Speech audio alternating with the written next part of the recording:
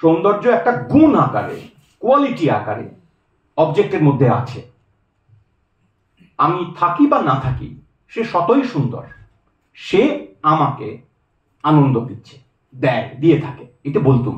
এখন কি বললুম? বস্তুত বলা চাই যে আনন্দ দেয় তাকেই মন সুন্দর বলে না। তাহলে আগে থেকেও সুন্দর আছে কি নেই সে বিষয়ে আমি চিন্তিত নই, আমি জানি না, থাকতেও পারে, নাও থাকতে পারে। থাকতে পারে কথাটা বলা একটু রিস্কি, কিন্তু তবুও আমি বিষয়ে অসচেতন, এটুকু বলাই ভালো। কিন্তু যেই আমি আনন্দ পেলাম অমনি বুঝলাম যে এটাকে তাহলে সুন্দর বলে। ফলে সৌন্দর্য কার্যত আনন্দ সাক্ষিক, আমার অনুভূতি সাক্ষিক, যা আমাকে প্লেজার তথাকথিত দিচ্ছে তাকে আমি সুন্দর বলে চিহ্নিত করব। বোঝা গেল রবীন্দ্রনাথ স্টান্স চেঞ্জ করছেন, কোনো অসুবিধা নেই, করতেই পারেন, সবাই করে। কিন্তু রবীন্দ্রনাথ একবারের জন্য এই জায়গাতে কোথাও বলার চেষ্টা করছেন না যে আনন্দ দিচ্ছে, দুবারই দুটো ক্ষেত্রেই রবীন্দ্রনাথ বলছেন যে আনন্দ দেয়, কিন্তু একবারও রবীন্দ্রনাথ বলছেন যে আনন্দ দেয় ব্যাপারটা কি, কি করে আমি বুঝি যে এটা আনন্দ, কি হলে আনন্দ টের পাওয়া যায়, তার নাম দেওয়া যায়, সেই লক্ষণগুলো কি, সেই বোধ কি কি বা বোধগুলি কি, সেইটা সম্পর্কে কোথায় পাবো কথা। আমরা এখানে কথা ছেড়ে দিতে পারি যে আনন্দ আপনি বোঝেন না, এই কি আশ্চর্য, সবাই আনন্দ বোঝেন, রসগোল্লা খেলে আনন্দ হয়, মারিচ সংবাদ দেখলে আনন্দ হয়, এই তো সবার হচ্ছে, আপনারও হচ্ছে, তাহলে আনন্দ, এবার বোঝার কি আছে। অথবা মেটাফরের সাহায্য নিতে হবে যে আনন্দ কেমন না, ওই ওই ওই ওই ঘটনাগুলো, ওগুলোতে যা হয় এখানেও তেমন তেমন হয়, ওগুলোকে আমি আনন্দ বলি, তাই এটাকেও আনন্দ বলছি। আমার মূল বলার কথা এখন দাঁড়াবে যে আনন্দ কথাটির চরিত্র কি, আনন্দ অনুভূতিটির চরিত্র কি, এটা কি হলে আসলে হয়। শুধুমাত্র সৌন্দর্য বা সুন্দর বস্তুর সান্নিধ্য পেলেই আমার যে গুণগত পরিবর্তন হয় বলে আমি টের পাই, শুধু হয় বললেই হবে না, সেই হওয়াটাকে টেরও পেতে হবে, যে টের পাই সেই যে বিশেষ গুণগত পরিবর্তনটি আমার, যাতে আমি একটু আগে পর্যন্ত নিরানন্দ ছিলাম বা আনন্দবিহীন ছিলাম, এইবারে আনন্দযুক্ত হলাম, এই পরিবর্তনটুকু আমার কাছে যে বদ্ধ হয়ে উঠল, সেই ঘটনাটি কি, সেইটা কার্যত খুব কেউ তীব্র করে, স্পষ্ট করে, সরাসরি বলার চেষ্টা করেননি।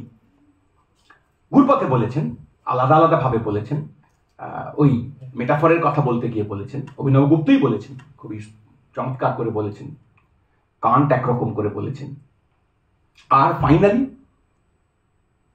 কৃষ্ণচন্দ্র ভট্টাচার্য, যিনি কান্ট ভক্তও বলা যেতে পারে, স্টাডিজ ইন কান্ট, কান্টস ফিলসফি, এই নিয়ে তার চমৎকার, আশ্চর্য, অভূতপূর্ব ভালো লেখা আছে আর কি ইংরেজিতে, তিনিও একরকম করে বলেছেন।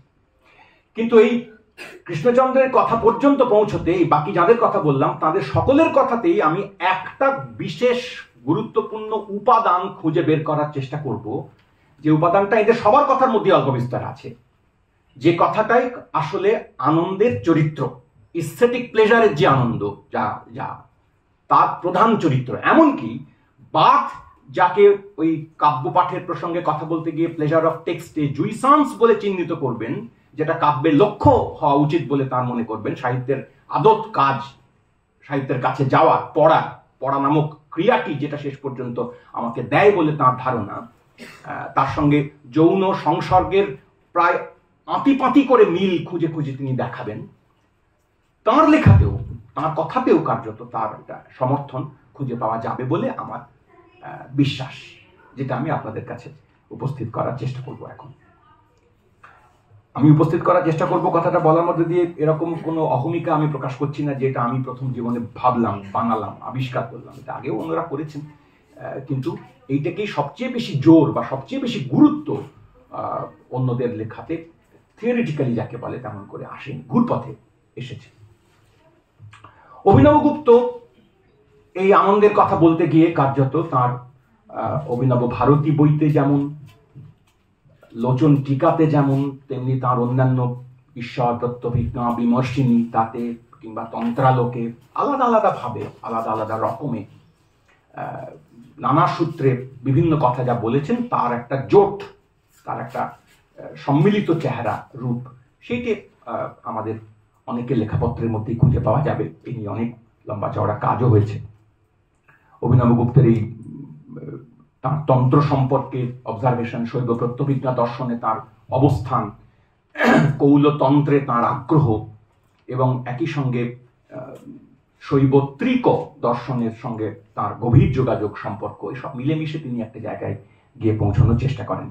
যা চেষ্টা করেন তার একটা খুব সরল সাদামাঠা প্রায় একটা সংক্ষিপ্ত সার কতকটা এরকম হতে পারে যে কাব্য বা নাটক যখন আমরা দেখি বা পড়ি, কোনো ওয়ার্ক অফ আর্ট, তখন শেষ পর্যন্ত আমরা প্রত্যেকেই এক অবিনাশী পরম ব্যাপ্ত বিশ্ব চৈতন্য যার নাম শিব, আমরা যে প্রত্যেকে আসলে তাই, সেইটি সাধারণভাবে দৈনন্দিন কার্যকলাপে বিস্মৃত থাকি। কাব্য বা নাটক এসে আমার সঙ্গে সাক্ষাৎকারের মধ্যে দিয়ে সেই বিস্মৃতি থেকে আমাকে টেনে বাইরে বের করে নিয়ে আসে এবং আমার চৈতন্যের উপর থেকে, ব্যক্তি চৈতন্যের উপর থেকে যে সমস্ত মল ইত্যাদি থাকে, ময়লা, সেগুলোকে পরিষ্কার করে দেয়। তার ভিতর থেকে আমার ওই পূর্ণ চৈতন্যতা উদ্ভাসিত হয়, অভিব্যক্ত হয়, ফুটে ওঠে এবং তখন আমি জানতে পারি, নতুন করে জানতে পারি, টের পাই, আবিষ্কার করি, পুনরাবিষ্কার করি আসলে, যে কারণে প্রত্যভিজ্ঞা কথাটা থাকবে। আমার আগেই জানা ছিল, এটা ভুলেছিলাম, আবার জানলাম যে আমি শিব, আমি সেই পূর্ণ, এবং সেই নতুন জানাটি আমাকে একরকমের আহ্লাদ দেয়, সুখ দেয়, তৃপ্তি দেয়।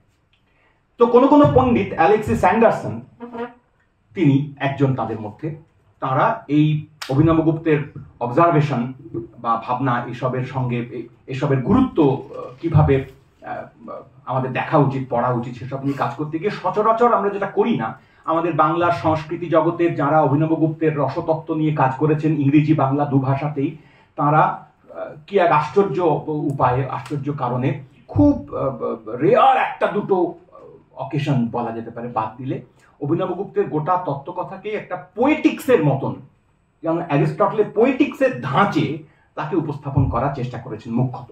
তার এই যে দার্শনিক ভিত্তি, এবং দার্শনিক ভিত্তির কথা তো ছেড়েই দিলাম, সেটা মানে এটা তো নেই বটেই, তার সঙ্গে সঙ্গে এও নেই যে অভিনব গুপ্তের যে নির্দিষ্ট সামাজিক রাজনৈতিক অবস্থান, অভিনব গুপ্ত কোন পরিবারের লোক, কোন কোন দর্শনের সঙ্গে তার যোগ সাজস ঘটেছে, আদান প্রদান ঘটেছে, এবং কেন অভিনব গুপ্ত এইরকম একটি বিশেষ দার্শনিক চিন্তা তার উপরে ভিত্তি করতে, ভর করতে চেষ্টা করলেন, ভর করে ফেললেন, এসব নিয়ে এমনকি সুশীল কুমার দে, যার কাজ এখনো পর্যন্ত বাংলার ছাত্রছাত্রী যারা তাদের এবং গবেষকও যারা তাদের কাছে খুবই মান্য বই হয়ে রয়েছে, তার লেখাতেও কার্যত এই না প্রত্যভিজ্ঞা দর্শন সম্পর্কে বিস্তারিত আলোচনা, না তার তন্ত্রালোকের বিভিন্ন পাঠ তাকে এর সঙ্গে ইনকর্পোরেট করে জুড়ে একটা দার্শনিক সিদ্ধান্তে পৌঁছানোর চেষ্টা, বা আনন্দের সাধারণভাবে অভিনব গুপ্তের ধারণায় যে আনন্দ, তার মানে কি, তাৎপর্য কি, সেসব নিয়ে কথা প্রায় কেউ বলেননি। প্রায় কেউ বলেন মানে বলেননি বলা যেতে পারে, খুব অল্প দু একজন, যেমন আমি একজন দুজনের কথা, আপনাদের একজনের কথা তো আলাদা করে আপনাদেরকে এখন বলতেই হবে, যার কথা না বললেই নয়, যারা অভিনব গুপ্তের এই গোটা দার্শনিক প্রকল্পের সঙ্গে তার এই যে রস সংক্রান্ত ভাবনাকে একরকম করে জুড়ে কাজ করার চেষ্টা করেছেন, সেইটি একটুখানি। ভিএন দ্রাবু বলে এক ভদ্রলোক, আমি এর পরিচয় জানি না, বইটি শুধুমাত্র দেখা, মানে এর ইতিহাস ভূগোল আমার জানা নেই। 1990 সালের বই। তিনি Saivagamas study in the socio economic institutions of Kashmir এই নামে একটা বই লেখেন। তাতে খুবই চমৎকার, চমকিত হওয়ার মতন ঘটনা প্রায়। অভিনব গুপ্তকে তো আমরা সচরাচর সাহিত্যের ছাত্ররা একটা প্রায় ঈশ্বরের কাছ থেকে নেমে আসা লোক বলে মনে করি, এবং তিনি যা বললেন সেটাই শেষ কথা এবং ফাইনাল কথা, তার কোনো ইতিহাস ভূগোল নেই। তিনি কেন ওই কথাটা বললেন সে সম্পর্কে আমাদের কোনো আগ্রহ কখনো জন্মায় না, এবং তার কথাটা যা বলেছেন সেই কথা অনুযায়ী খাপে খাপে 5-7টা সাহিত্যের অভিজ্ঞতাকে যদি মিলিয়ে দিতে পারি তাহলে খুবই আমাদের তৃপ্তি হয়। কিন্তু অভিনব গুপ্ত আর যে কোনো 5 জন লোকের মতনই একটা নির্দিষ্ট সামাজিক রাজনৈতিক পরিপ্রেক্ষিত থেকে উঠে আসা লোক। তার সময়ে, তার আগে 10ম শতকে কাশ্মীরের রাজনৈতিক পরিস্থিতি, যাদের কাছ থেকে তিনি পেট্রনেজ পান, যে ব্রাহ্মণ পরিবারে তার বেড়ে ওঠা, যেখানে তার সংস্কার, তার আলাপ পরিচয়, এবং তার সঙ্গে সঙ্গে তার ব্যক্তিগতভাবে বিশেষ করে তার তন্ত্র সম্পর্কে, তন্ত্রবিদ্যা সম্পর্কে তার আগ্রহ, তার সেদিকে চলে যাওয়া কখনো কখনো গভীরভাবে মনোযোগের সঙ্গে, এই দুটোকেই অভিনবগুপ্ত দুহাতে ধারণ করবার বা ম্যানেজ করবার চেষ্টা করবেন কিভাবে, কেন, তার ওই সামাজিক রাজনৈতিক পরিপ্রেক্ষিতে কি, সেই নিয়ে চমৎকার বিস্তারিত আলোচনা করেছেন এই ভদ্রলোক। আরো একটা ইন্টারেস্টিং বইয়ের কথা আমি প্রসঙ্গে বলি। বইয়ের নাম মানে খামোখা খটোমটো আপনাদের সামনে উত্থাপন করে আমি মেলা বই নাম জানি এরকম দেখানোর চেষ্টা আমি করছি না, কারণ এই নামগুলো খুব জরুরি এই কারণে যে যারা আগ্রহী একটুখানি সত্যি সত্যি অভিনবগুপ্ত পড়বার জন্য, তারা শুধু অভিনবগুপ্তের কাব্য রসের আলোচনাকে কেবলমাত্র পোয়েটিক্সের অনুরূপ বলে দয়া করে মনে করবেন না। এটা একটা ফিলসফিক্যাল পজিশন, সেই হিসাবে দেখা উচিত এবং একটা আর্থ সামাজিক রাজনৈতিক পরিপ্রেক্ষিতেই তাকে দেখা উচিত, যাতে তার চেষ্টা আপনারা করেন তার জন্য। The triadic heart of Shiva, Kaula tantrism of Abhinavagupta in the non dual Shaivism of Kashmir, এই বই লিখেছেন মুলার ওর্তেগা। এই আরেকটু আগের বই, 6-এর দশক বা 7-এর দশকের বই। আমরা কম এগুলো নিয়ে চর্চা করি, কিন্তু এদের সকলেরই, স্যান্ডারসনের যে লেখার কথা বললাম, অ্যালেক্সিস স্যান্ডারসন, তার লেখার প্রশ্নও সেক্ষেত্রেই কথাগুলো আছে খানিকটা, যে অভিনবগুপ্ত দুরকম দার্শনিকতা বা দার্শনিক অবস্থান, একটা সংস্কৃত তথাকথিত উঁচু তলার প্রকাশিত মান্য ভদ্র মার্জিত শৈব মতের যে ঘরানা, তার সঙ্গে তথাকথিতভাবে খানিকটা প্রান্তীয়, খানিকটা গুহ্য গোপন সভ্য সমাজে, তথাকথিত সভ্য সমাজে চটজলদি বলা যাবে না এমন কতগুলো উপমা, ইমেজ, মেটাফর ইত্যাদি আছে, এরকম বয়ান, এই দুটোকে দুহাতে ব্যবহার করার মতো চেষ্টা করেছেন, কাজ করেছেন।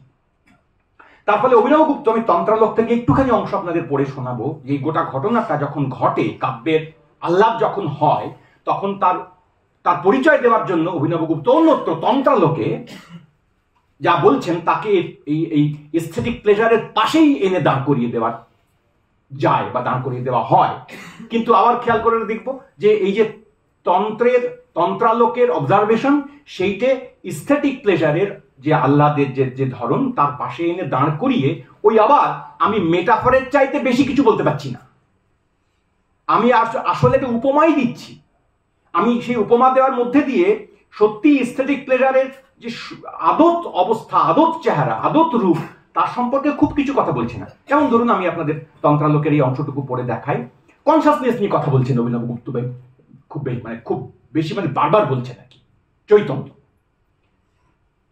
চৈতন্যের অন্যতম গুরুত্বপূর্ণ দুটো লক্ষণের কথা বারবার উৎপল দেবের আলোচনা, তো অভিনবগুপ্তের ঠিক পূর্ববর্তী শৈব দর্শনের অন্যতম প্রধান ব্যক্তি উৎপল দেব, তাঁর লেখাতেও এবং একই সঙ্গে অভিনবগুপ্ত লেখাতেও বারবার পাওয়া যাবে দুটো ধারণার কথা, প্রকাশ এবং বিমর্ষ।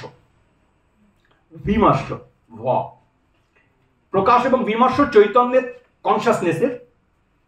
আমি চৈতন্য যখন কনসাসনেস অর্থে ব্যবহার করব, একটা জায়গা, একটা স্থান, একটা ক্যাপাবিলিটি, একটা আকার, তথা আকারটি বলা যাবে না, আকার নয়, নিরাকার, কিন্তু একটা একটা একটা একটা ক্যাপেবল যে বিশেষ কি বলবো ধারণা, যার ক্ষমতা আছে, তখন আমি চৈতন্য শব্দটা ব্যবহার করব। আর যখন জ্ঞান অর্থে বলবো, তখন চেতনা কথাটা ব্যবহার করব। চৈতন্য আর চেতনার মধ্যে এই দুটো তফাৎ একটুখানি করে রাখা দরকার। সবই আমার চৈতন্যে রিফ্লেক্টেড হয়, এই কথা বলবো যখন, তখন বুঝতে হবে যে চৈতন্য আছে। আর এ বিষয়ে আমার চেতনা হলো যখন বলবো, তখন আসলে জ্ঞান অর্থে বলবো, যে আমি জানলাম এই অর্থে। বাংলায় দুটো শব্দ ইন্টারচেঞ্জেবলি ব্যবহৃত হয়, কিন্তু এই ধরনের কথাবার্তার ক্ষেত্রে একটু তফাৎ করে নেওয়া, আগে থেকে উল্লেখ করে নেওয়া ভালো। তো সেই চৈতন্যের প্রসঙ্গে প্রকাশ এবং বিমর্ষ, এই দুটি শব্দ বারবার ঘুরে ঘুরে আসবে। উৎপল দেবের লেখাতেও আসবে, অভিনবগুপ্ত লেখাতেও আসবে। কি বৈশিষ্ট্য এগুলো, কারণ কি, লক্ষণ কি? না, ওরা বলবেন কনসাসনেসের স্বাভাবিক বৈশিষ্ট্য হচ্ছে এক, প্রকাশ, সে ক্রমাগত ইলুমিনেটেড হয়, আলোকিত হয়, আলো জ্বলে। আর দুই, বিমর্শকে এক কথায় হাজির করে দেওয়া খটোমটো কাজ, কিন্তু তার অন্যতম বড় লক্ষণ হচ্ছে যে তার একটা সেলফ রিফ্লেক্সিভিটি আছে।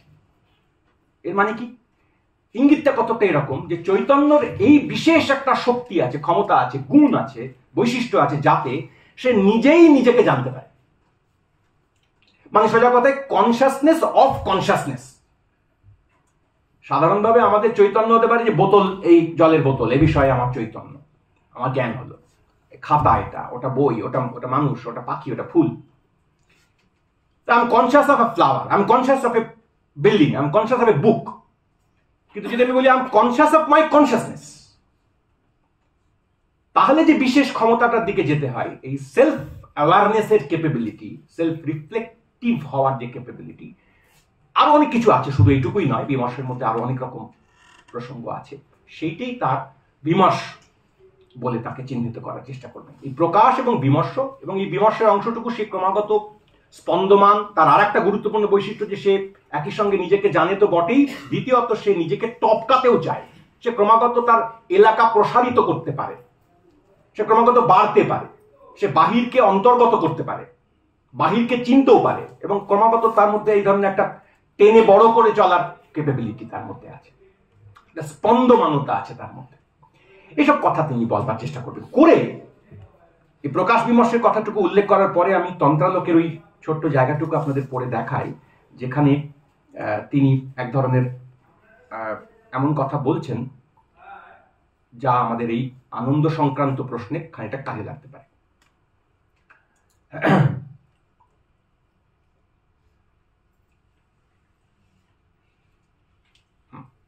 এবং আমাদের যে মূল বলার জায়গা সেখানে পৌঁছতেও খানিকটা কাজে লাগবে।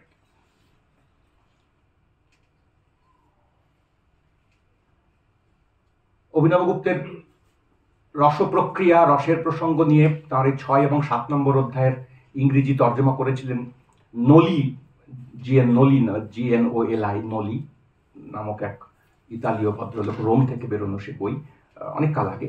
সেখানেও অবশ্য এইসব কথাবার্তা খানিকটা বলার চেষ্টা করেছিলেন তিনি অনেক কাল আগে, কিন্তু আমরা সেসব চর্চা করিনি। আজকে মনে হচ্ছে আমার মোবাইলও বিশ্বাসঘাতকতা করার চেষ্টা করছে আর কি।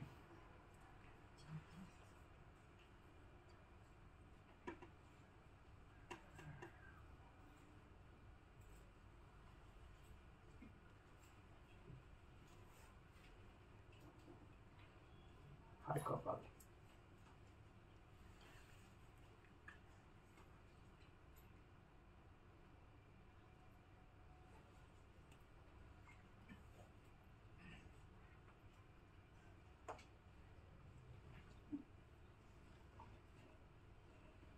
হ্যাঁ,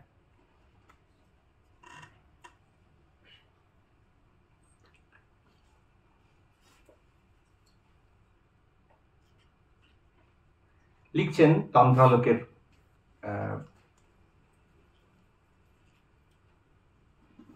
527 বি থেকে 53 এই অংশের মধ্যে পাওয়া যাবে।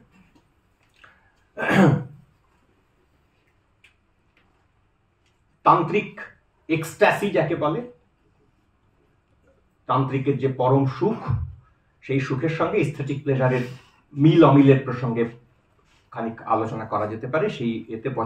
সেই সূত্রে ভাবা যেতে পারে যে তান্ত্রিকের যে এক্সট্যাসি, যে পরম সুখ, সেইটা শেষ পর্যন্ত একটা পার্মানেন্ট নেচারের একটা ব্যাপার, যেখানে স্থেটিক প্লেজারের ক্ষেত্রে তা ততটা নয়। কিন্তু শেষ পর্যন্ত দুটোই তার প্রধান, এই দুটো আনন্দেরই প্রধান বৈশিষ্ট্য হচ্ছে যে ডুয়ালিটি ডেভারিং, সব রকমের দ্বৈততাকে সে তছনছ করে, নাকচ করে, নাশ করে দেয়, ধ্বংস করে।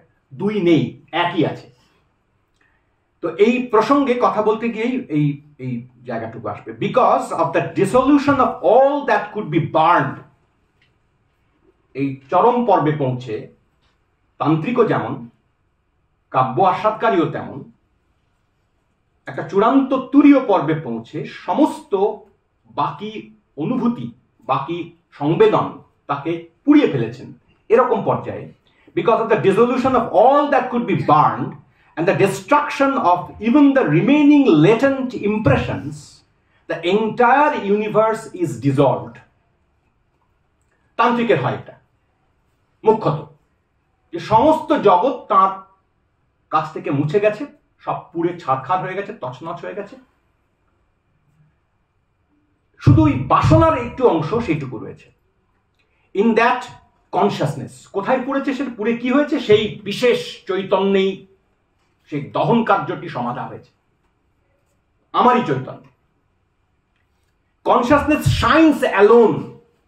অভিনবগুপ্ত এখানেই বারবার পৌঁছতে চেষ্টা করবেন।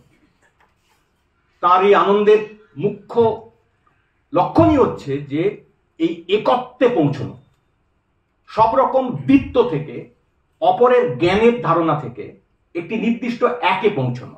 কনসাসনেস শাইন্স অ্যালোন, এই যে প্রকাশ নামক যে বৈশিষ্ট্যের কথা বলছিলাম তার লক্ষণ। Free of objects, causing the universe to become absorbed in his own consciousness. সমস্ত ইউনিভার্সই তার নিজের চৈতন্যের মধ্যে অ্যাবজর্বড হয়ে পড়েছে। The practitioner would become the supreme Bhairab. কাব্যপাঠ যিনি করবেন, করে যিনি আহ্লাদ অর্জন করবেন, তিনি আর তন্ত্রের যিনি ভৈরব, তারা কার্যত পাশাপাশি একই রকমের একটা জায়গায় এসে থামবেন, দাঁড়াবেন। এইটা বলার কথা আসলে। তন্ত্রালোকের এই অবজারভেশন, আমি এটা খুলে নেব, তন্ত্রালোকের এই অবজারভেশন এবং অভিনব ভারতীর সূত্রে তার রসের প্রকল্পকে ব্যাখ্যা করার যে প্রচেষ্টা, এই দুটোকে পাশাপাশি দাঁড় করিয়ে অভিনবগুপ্তের সিদ্ধান্তকে শেষ পর্যন্ত প্রত্যভিজ্ঞা দর্শনের উপরে ভিত্তি করিয়ে এক ধরনের পরম একত্বে পৌঁছানোর সঙ্গে সমার্থক করে তোলা হবে।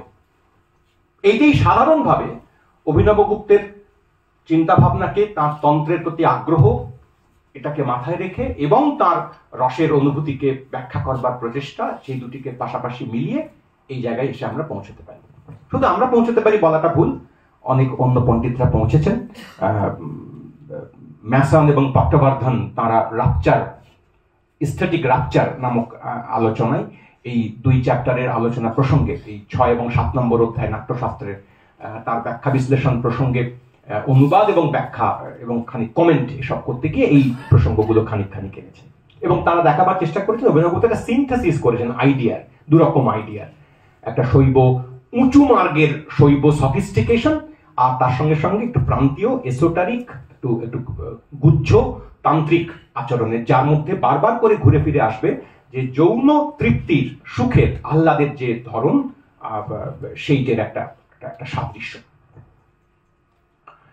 এখন অভিনবগুপ্ত এই যে একটা চরমে পৌঁছানোর কথা বলবেন, যেটাকে আনন্দের তার লক্ষণ বলে চিহ্নিত করবেন, কিন্তু আনন্দ সম্পর্কে এটা করলে কেন আনন্দ হয়, কেন একে পৌঁছলে আমার আনন্দ, তা ব্যাখ্যা করবেন না, এরা কেউই করবেন না,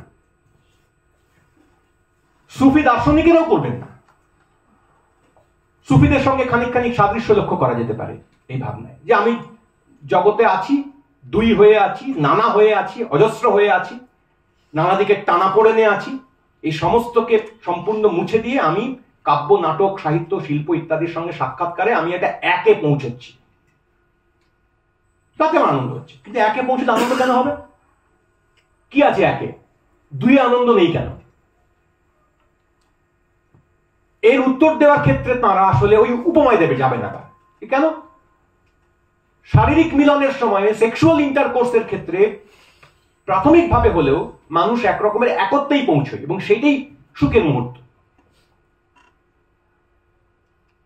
এইটুকু উত্তর পেয়ে আমাদেরকে সন্তুষ্ট হয়ে থেকে যেতে হবে। কিন্তু একে কেন সুখ, তার কোনো যৌক্তিক ব্যাখ্যা সেইটা আমাদের কাছে এসে পৌঁছানোর সুযোগ হয় না।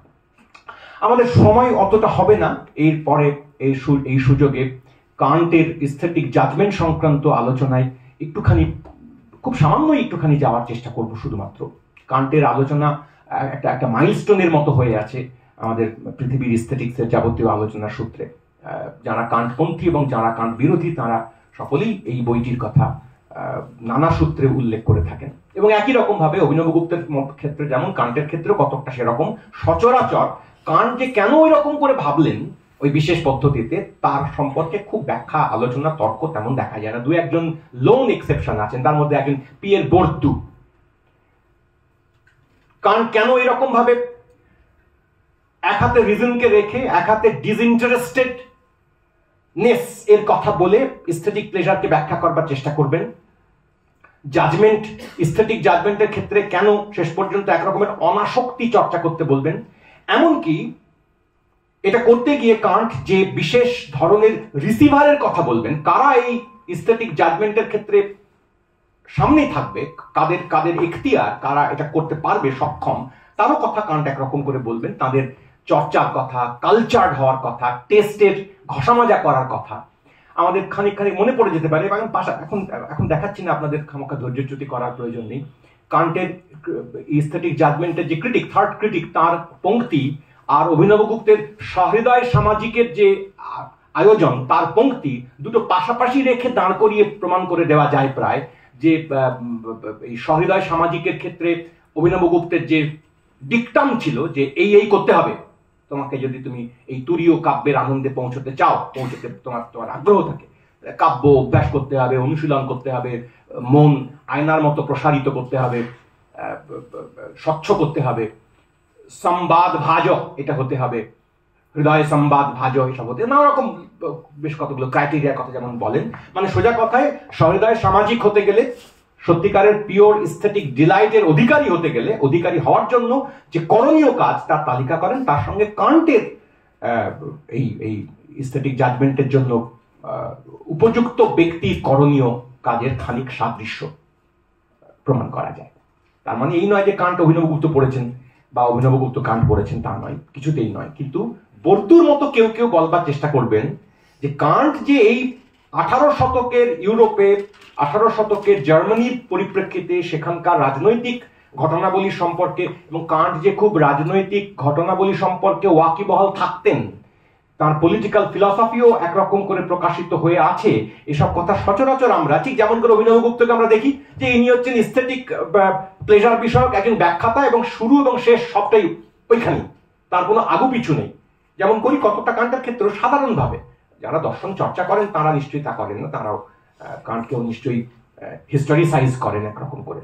তো বর্তুক সহজ করে দেখাবার চেষ্টা করবেন যে কান্টের সময়কার জার্মানির রাজনৈতিক পরিস্থিতি, অ্যারিস্টোক্রাসির সঙ্গে নব্য উদীয়মান বুর্জুয়াজির নানা ধরনের সংঘাত, তাতে শেষ পর্যন্ত এই রিজনের সম্পর্কে প্রায় এক ধরনের উল্লসিত এবং প্রচন্ড এমফ্যাটিক, সমস্ত কিছুর কেন্দ্রে রিজনকেই বসানোর যে প্রচেষ্টা কান্ট করবেন, সেটা আসলে এই অ্যারিস্টোক্রাসির বিরুদ্ধে নতুন উদীয়মান বুর্জুয়াজির এক ধরনের অনিবার্য একটা পজিশন।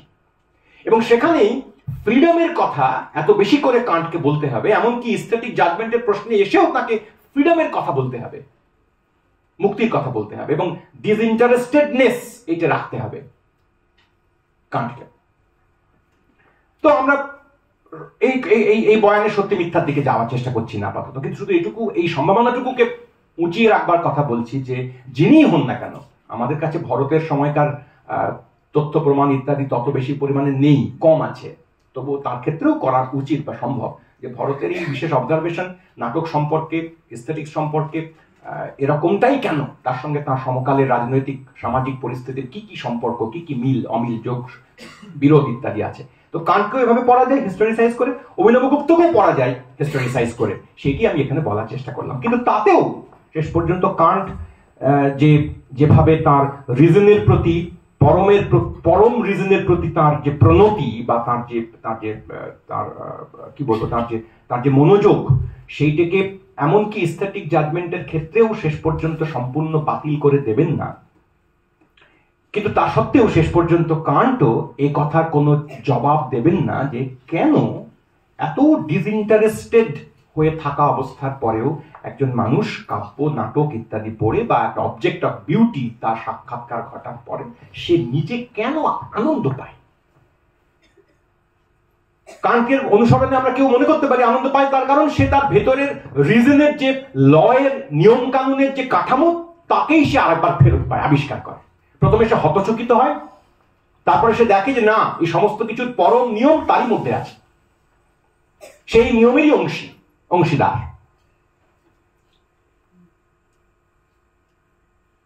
রবীন্দ্রনাথ কান্ট পড়েছেন কিনা তার খুব গভীর আলোচনা কোথাও হয়নি, তেমন না, আমার চোখে পড়েনি। পড়ে থাকতে পারেন। ভারতী পত্রিকায় ধারাবাহিকভাবে রবীন্দ্রনাথ যখন কম বয়সী তখন দ্বিজেন্দ্রনাথ ঠাকুর বেদান্ত দর্শন এবং কান্ট এই নিয়ে ধারাবাহিক কয়েক পর্বে লম্বা প্রবন্ধ লিখেছিলেন। রবীন্দ্রনাথ তখন ভারতী পত্রিকার সঙ্গে যুক্ত, তিনি নিশ্চয়ই কান্ট এবং বেদান্ত দর্শন নামক ওই প্রবন্ধ পড়েছিলেন আশা করা যায়। কিন্তু নিজে তিনি কান্ট সম্পর্কে তার সামগ্রিক লেখাপত্রের মধ্যে খুব বেশি আলোচনা কখনো করেনি। কিন্তু রবীন্দ্রনাথের এই সৌন্দর্য শাস্ত্র সংক্রান্ত অনেক প্রবন্ধ প্রায় অক্ষরে অক্ষরে, আমি একটা শুধুমাত্র উল্লেখ করবো এখন, অক্ষরে অক্ষরে প্রমাণ করে দেওয়া যায়, দেখানো যায় যে কান্ট আবার ওই কান্টের disinterested engagement with the object of beauty, সেইটার সঙ্গে রবীন্দ্রনাথের যে সৌন্দর্যের মুখোমুখি দাঁড়িয়ে সংযমের এবং সাধারণ জাগতিক স্বার্থ থেকে বিচ্ছিন্ন হয়ে থাকার প্রস্তুতি একেবারে প্রায় হুবহু এক। এমনকি জ্ঞানে জানি বিষয়কে, ভাবে জানি আপনাকেই, এই যে রবীন্দ্র বাক্য যা প্রায় আমরা বাঁধিয়ে রাখি অনেক সময়, এও ক্রিটিক অফ এস্থেটিক জাজমেন্ট তার পাশে রেখে, তার সঙ্গে রেখে পড়া সম্ভব। সৌন্দর্য বোধ নামক যে প্রবন্ধের কথা বলছিলাম একটু আগে, তাতে রবীন্দ্রনাথ পাতার পর পাতা, তখন রবীন্দ্রনাথের এই এস্থেটিক প্লেজার সম্পর্কিত লেখায় অত পোক্ত, তত আমার বলা খুবই কঠিন, অন্যায় কাজ, পোক্ত হননি এটা রবীন্দ্রনাথ, এটা আমি কি করে বা বলি, কিন্তু তাতে অনেকগুলো ফাঁক ফোকর ছিল, এইটুকু বলা যেতে পারে খানিকটা হাম্বলি। কিন্তু সেই সৌন্দর্যবোধ নামক প্রবন্ধের মধ্যে আপনারা বাড়িতে আরেকবার গিয়ে পড়ে দেখবেন, পাতার পর পাতা জুড়ে প্রায় একই কথা রবীন্দ্রনাথ নানাভাবে বলবার চেষ্টা করছেন, এবং সেসব কথার সুদ কেন্দ্রে রয়েছে যে লোভীর মতো সৌন্দর্যের দিকে গেলে হবে না, কাব্যের দিকে গেলে হবে না, সংযম সমেত যেতে হবে। এমনকি কথা বলতে বলতে তিনি এই সংযমের কথা বলতে গিয়ে, একনিষ্ঠার কথা বলতে গিয়ে, আত্মনিয়ন্ত্রণের কথা বলতে গিয়ে তিনি সতী নারীর উপমা দেন। বলেন সতী নারী যা পায়, এই শব্দই, শৈরিনী কি তা পায়? শৈরিনীর সেসব অর্জন হয় না, সতী নারী যা হয় সে রূপে শুধু নয়, তার সঙ্গে সঙ্গে তার গুণ দিয়ে সবটাকে মিলিয়ে একসঙ্গে দাঁড়াবার চেষ্টা করে। রবীন্দ্রনাথ যে শুভের কথা বলেন, তার কাব্যতত্ত্বের বা সাহিত্য সৌন্দর্য তত্ত্বের ক্ষেত্রে যে শুভ, ভালো, ওই মঙ্গল কল্যাণ ইত্যাদি বলে অনেক রকম ভাবে তার নানা ডাইরেকশনে তাকে তিনি ব্যাখ্যা করবার চেষ্টা করবেন বহুবার, সেও কান্টেরই অনুরূপ। কান্টও শেষ পর্যন্ত তার গোটা এই প্রকল্পের মাঝখানে একটা গুড, ভালো, শুভ, তাতে আস্থা রাখেন। লাইন কোট করে এনেছিলাম, আমি পড়ছি না এখন আর, যদি কখনো এই নিয়ে লেখা আমরা করি তাহলে তখন নিশ্চয়ই সেখানে পাশাপাশি রেখে দান করিয়ে দেখানোর চেষ্টা করব। তো রবীন্দ্রনাথ কান্ট পড়ে করতে পারেন, নাও করতে পারেন, কিন্তু তাতেও রবীন্দ্রনাথ শেষ পর্যন্ত যা বলার চেষ্টা করবেন, ওই সুন্দর দেখলাম, দেখে আমার আনন্দ হলো, অথবা আনন্দ হলো তাই জানলাম যে ওটাকে সুন্দর বলে, আদারওয়াইজ এই আনন্দ ব্যতি রেখে সুন্দরের অন্য কোনো জায়গায় আমি পৌঁছতে চাই না, দরকার নেই বলে মনে করি। আমি সাহিত্যে আনন্দের কথাই কেবলমাত্র বলি। সাহিত্যের পথে বইতে সৃষ্টি বলে একটা লেখা আছে রবীন্দ্রনাথের, সৌন্দর্য বোধ পর্বের থেকে অনেক অনেক পরের, বেশ অনেক পরে, মানে বেশ কয়েক বছর পরে। সেই লেখার একটা ছোট জায়গা আমি আপনাদের পড়ে দেখাই। সেখানেও ওই সংযমের প্রশ্ন, খানিকটা অনাসক্তির প্রশ্ন, আনন্দ পেতে গেলে অনাসক্ত হয়ে থাকতে হবে, তবেই আনন্দ পাওয়া যাবে, আনন্দ অধিকার জন্মাবে, এই কথাটা প্রায় কান্তীয় প্রবচন রবীন্দ্রনাথ উল্লেখ করবেন, এই লেখাতেও করবেন, কিন্তু সেই লেখাতে আরেকটু বেশি কথা বলবেন। এই সমস্ত আনন্দের প্রশ্নে একটা নতুন ইঙ্গিত পাওয়া যাবে স্পষ্ট করে, আগেও পাওয়া গেছে কিন্তু খুব স্পষ্ট করে পাওয়া যাবে, জোরের সঙ্গে পাওয়া যাবে, সেটি আমি আমার কথার শেষের দিকে ফেরবার চেষ্টা করব। মানুষের শ্রেষ্ঠ পরিচয় হচ্ছে মানুষ সৃষ্টিকর্তা। সৃষ্টি এই প্রবন্ধের মধ্যে লিখছেন, সাহিত্যের পথের মধ্যে আছে। আজকের দিনের এইখান থেকে আমি বলা শুরু করব যে আমি আনন্দের যে রিডল, তা ধাঁধার কথা বলছিলাম, যা শেষ পর্যন্ত হয় যৌন সংসর্গের মেটাফরে বুঝতে হবে, অথবা এক ধরনের কান্টীয় রিজনের বা কান্টীয় সর্বব্যাপ্ত সিস্টেমের সাপেক্ষে বুঝতে হবে, তার বাইরে আর কোনোভাবে বোঝা যায় কিনা তার একটা সূত্র আমি এখান থেকে সংগ্রহ করার চেষ্টা করছি। শ্রেষ্ঠ পরিচয় হচ্ছে মানুষ সৃষ্টিকর্তা। আজকের দিনের সভ্যতা মানুষকে মজুর করেছে, মিস্ত্রি করছে, মহাজন করছে, লোভ দেখিয়ে সৃষ্টিকর্তাকে খাটো করে দিচ্ছে। মানুষ নির্মাণ করে ব্যবসায়ের প্রয়োজনে, সৃষ্টি করে আত্মার প্রেরণায়। ব্যবসায়ের প্রয়োজন যখন অত্যন্ত বেশি হয়ে উঠতে থাকে তখন আত্মার বাণী নিরস্ত হয়ে যায়। ধনী যখন দিব্যধামের পথের চিহ্ন লোপ করে দেয়, সকল পথকেই হাটের দিকে নিয়ে আসে। রবীন্দ্রনাথ খুব স্পষ্টভাবেই সমকালীন পুঁজি নির্ভর, বাজার নির্ভর, এক ধরনের এই অর্থকেন্দ্রিক ভ্যালু নির্ভর ব্যবস্থার সীমাবদ্ধতার কথা বলবার চেষ্টা করছেন, এবং সেখানেই মানুষের চিরন্তন যে ধরন, তার স্বভাব, তার বৈশিষ্ট্য, সেখানে তাকে ফিরিয়ে দেওয়ার কথা বলছেন এই মূলত। কিন্তু মূল কথাটা হচ্ছে, আমি এখান থেকে নিচ্ছি, মানুষ স্বভাবত সৃষ্টিকর্তা, এই বাক্যটুকু। এই লেখার একেবারে শেষ অংশে মানবাত্মার যে প্রেম অসীম আত্মার কাছে আপনাকে একান্ত নিবেদন করে দিয়ে আনন্দ পায়, তার চেয়ে আর কিছুই চায় না, যীশুখ্রিস্ট তারই সহজ স্বরূপটিকে বাহিরের মূর্তিতে কোথায় দেখেছিলেন। ইন্দ্রদেব আপন সৃষ্টি থেকে এই মূর্তিটিকে তার কাছে পাঠিয়েছিলেন। মার্থা আর মেরি দুজনে তার সেবা করতে এসেছিল। মার্থা ছিল কর্তব্য পরায়ণা, সেবার কঠোরতায় সে নিত্য নিয়ত ব্যস্ত। মেরি সে ব্যস্ততার ভিতর দিয়ে আত্মনিবেদনেই পূর্ণতাকে বহু প্রয়াসে প্রকাশ করেনি। সে আপন বহুমূল্য গন্ধ তৈল খ্রিস্টের পায়ে উজাড় করে ঢেলে দিলে। সকলে বলে উঠল, এই যে অন্যায় অপব্যয়। খ্রিস্ট বললেন, না না, ওকে নিবারণ করো না। সৃষ্টি কি অপব্যয় নয়? গানে কি কারো কোনো লাভ আছে? চিত্রকলায় কি অন্ন বস্ত্রের অভাব দূর হয়? কিন্তু রসসৃষ্টির ক্ষেত্রে মানুষ আপন পূর্ণতাকে উৎসর্গ করে দিয়েই পূর্ণতার ঐশ্বর্য লাভ করে। সেই ঐশ্বর্য শুধু তার সাহিত্যে ললিত কলায় নয়, তার আত্মবিসর্জনের লীলাভূমি সমাজে নানা সৃষ্টিতেই প্রকাশ পায়। সেই সৃষ্টির মূল্য জীবনযাত্রার উপযোগিতায় নয়, মানবাত্মার পূর্ণ স্বরূপের বিকাশে। তা অহৈতুক, তা আপনাতে আপনি পর্যাপ্ত। আরো দু চার লাইন পরে আছে, কতগুলো শব্দ আপনি নিশ্চয়ই আপনারা খেয়াল করবেন। পূর্ণ স্বরূপের বিকাশ, অহেতুক, আপনাতে আপনি পর্যাপ্ত, সৃষ্টি, অপব্যয়, এসব নানা কথার সূত্রে আবার রবীন্দ্রনাথ সরাসরি কান্ট না পড়ে থাকতেও পারেন গভীরভাবে, কিন্তু অন্ততপক্ষে রোমান্টিক কবি এবং প্রবন্ধকারদের রচনা রবীন্দ্রনাথ মনোযোগ দিয়ে পড়েছেন। তাদের সূত্রে, তাদের মারফত কান্টের ধারণার সঙ্গে রবীন্দ্রনাথের খানিক সম্পর্ক, যোগাযোগ থেকে থাকা অস্বাভাবিক কিছুই নয়। ফলে সাধারণভাবে আর্ট, তাকে শিল্প, তাকে ব্যাখ্যা করা, তার দিকে তাকানোর যে এই কান্টীয় ঘরানা, তার সঙ্গে রবীন্দ্রনাথের একটা সম্পর্ক বা সহযোগ, একটা সাদৃশ্য, এটা খুঁজে বের করা খুব অভিনব বা নতুন খুব ব্যাপার তা সম্ভবত নয়। কিন্তু যেটা নতুন সেইটা আমি বলে আমার শেষ কথায় যাব। নতুনটুকু হচ্ছে এই, এমনি করেই মানুষ আপন সৃষ্টিকার্যে আপন পূর্ণতাকে দেখতে চাচ্ছে, কৃচ্ছ সাধনে নয়, উপকরণ সংগ্রহে নয়। তার আত্মার আনন্দ থেকে তাকে উদ্ভাবিত করতে হবে স্বর্গলোক, লক্ষ্যপতির কোষাগার নয়, পৃথ্বীপতির জয়স্তম্ভ নয়। তাকে যেন লোভে না ভোলায়, দম্ভে অভিভূত না করে, কেননা সে সংগ্রহকর্তা নয়, নির্মাণকর্তা নয়, সে সৃষ্টিকর্তা। এইখানে রবীন্দ্রনাথ এসে দাঁড় করাবার চেষ্টা করবেন। এই গোটা এস্থেটিক প্লেজারের একেবারে কেন্দ্রে আমি এই শব্দটাকে হাজির করা। রবীন্দ্রনাথের মতো পদ্ধতিতে এত আত্মা টাত্মার কথা আমি বলবো না, উল্লেখ করতে চাইবো না, আত্মা দরকারও নেই। আমাদের সাধারণ স্বাভাবিক দৈনন্দিন প্রাত্যহিক অভিজ্ঞতা দিয়েও এই কথাটা এর কাছাকাছি জায়গায় আমরা পৌঁছতে পারি, সেইটাই আমার মূল বলবার কথা। ধরুন, আমাদের আনন্দ কিসে হয়? কোনো একটা নাটক, গান দেখে, সিনেমা দেখে, ছবি দেখে, গল্প উপন্যাস পড়ে। দু রকমের আনন্দের কথা আমরা সচরাচর জানি, লক্ষ্য করি, এবং তাকে একটুখানি যাকে বলে এলিটিস্ট ঘরানার আনন্দবাদ, আনন্দ কেন্দ্রিক ব্যাখ্যা যারা করি আমরা, তারা বলার চেষ্টা করি যে ভালো আনন্দ পেতে গেলে, উঁচু মাত্রার, উঁচু মানের আনন্দ পেতে গেলে এই চর্চা লাগবে, এই পরিমার্জনা লাগবে, এবং সেখানে আরো নানা রকম দেশ, কাল, রাষ্ট্র, সমাজ ইত্যাদির সংযোগ, সহযোগ ইত্যাদি লাগবে। আর এমনি সাধারণ এই টাসাপাটি যারা করে, এই যাত্রায় যারা মাঝে মাঝে যায়, গিয়ে হাউমাউ করে কাঁদে, মোটা দাগে চড়া সুরের কি সব কথাবার্তা হয়, সেখানে যে কি করে ওরা কাঁদছে, আমার তো হাসি পাচ্ছে দেখে। হালুম করে ঝাঁপিয়ে পড়লো একটা রাবণ রাজা কিংবা একটা কোনো লোক, প্রহ্লাদ এসে সুর করে কাঁদছে, সেটা দেখে তো আমার হাসি পায়। তো সেখানে ওরা কাঁদছে কি করে হাউমাউ করে? মোটা দাগের, অমার্জিত, অসংস্কৃত। আমার আনন্দ কিসে হবে? না, আমার আনন্দ হবে, বলছি কথার কথা, যুক্তিতক্ক গল্প দেখে।